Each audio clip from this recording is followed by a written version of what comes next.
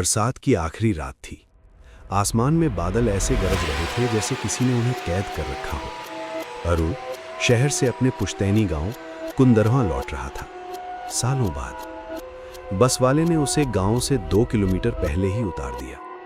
आगे नहीं जाऊंगा, उस तरफ रात में गाड़ी बंद हो जाती है, ड्राइवर ने बिना उसकी तरफ देखे कहा। अरुण हंसा, अंधविश्वास। लेकिन जैसे ही वो कच्चे रास्ते पर बढ़ा, हवा अचानक ठंडी हो गई, इतनी ठंडी कि उसकी सांस धुंध में बदलने लगी। और तभी उसे पीछे किसी के कदमों की आहट सुनाई दी, धीरे, समान दूरी से, ठीक उसके पीछे। वो रुका, आवाज भी रुक गई। वो चला, आवाज फिर शुरू। उसने पलटकर देखा, कोई नहीं, सिर्फ लंबा खाली गीला रास्ता और दूर तक फैला अंधेरा। गांव पहुंचा तो कुछ अजीब लगा। कोई कुत्ता नहीं भौंका, कोई दरवाजा नहीं खुला, कोई लालटेन नहीं जली। बस घरों की खिड़कियों के पीछे जैसे परछाइयां हिल रही हों। उसका पुराना घर सबसे आखिरी में था, खेतों के पास। दरवाजा आधा खुला मिला। अंदर घुसते ही एक अजीब सी बदबू, गीली मिट्टी और कुछ सड़ा हुआ। दीवार पर टंगी घड़ी 12:03 पर रुकी हुई थी और उसी पल ऊपर छत से धीरे कोई घसीटने की आवाज आई, जैसे कोई चीज जमीन पर रेंग रही हो। अचानक पीछे से आवाज आई, नाम लेकर मत पुकारना। अरुण चीख पड़ा। पीछे उसकी बूढ़ी दादी खड़ी थी। दादी, ये क्या हो रहा है यहां? दादी की आंखों में डर था, असली डर। उन्होंने फुसफुसाकर कहा, 3 महीने पहले खेत के पास वाली औरत ने रात में अपने बेटे का नाम सुना। उसने दरवाजा खोला और बस क्या?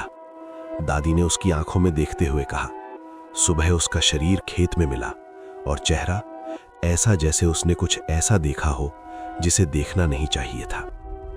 अरुण ने हंसने की कोशिश की। किसी जानवर ने? दादी ने उसकी बात काट दी। जानवर इंसान का नाम लेकर नहीं बुलाते। रात के 1:17। अरुण सो नहीं पा रहा था। बाहर हवा नहीं थी, लेकिन खिड़की खुद ब खुद हिल रही थी। और फिर धीरे से कोई आवाज आई। अरुण, वो जड़ हो गया। फिर वही आवाज, इस बार थोड़ा साफ। अरुण, दरवाजा खोल। वो उसकी मां की आवाज थी, लेकिन उसकी मां तो 5 साल पहले गुजर चुकी थी। उसका दिल इतनी तेज धड़क रहा था कि उसे लगा छाती फट जाएगी। आवाज फिर आई, बेटा, ठंड लग रही है, अंदर आने दे।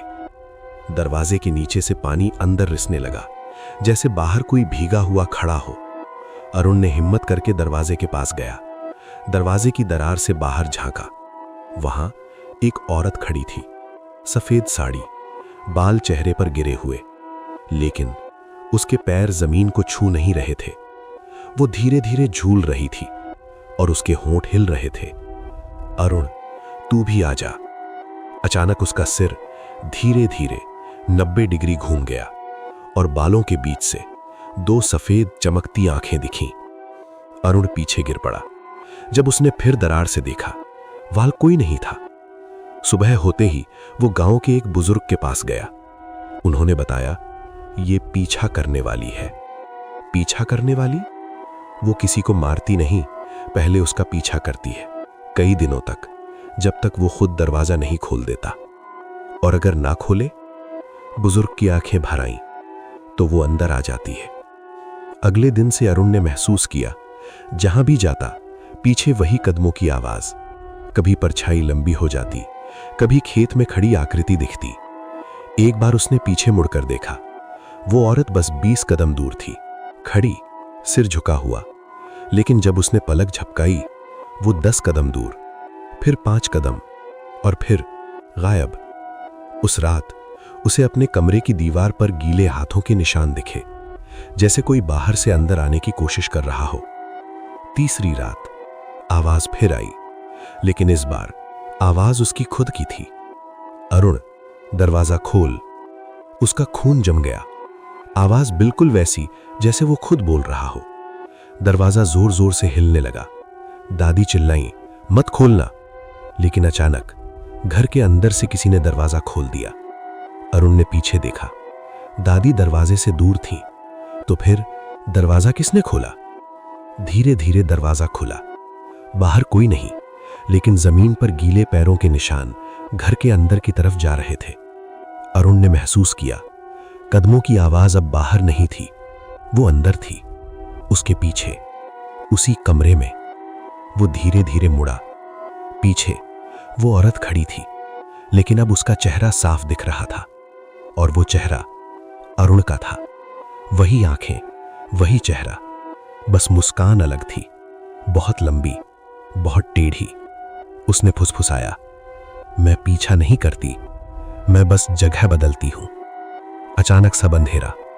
अगली सुबह गांव वालों ने देखा, अरुण खेत में खड़ा है, चुप, सिर झुका हुआ। उन्होंने उसे आवाज दी। वो धीरे धीरे उनकी तरफ मुड़ा, आंखें सफेद, होठों पर वही लंबी मुस्कान।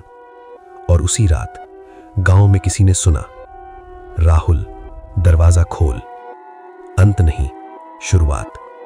उस गांव में आज भी रात के बाद कोई नाम लेकर नहीं पुकारता, क्योंकि सब जानते हैं वो मारती नहीं, वो बस पीछा करती है, जब तक तुम खुद दरवाजा ना खोल दो।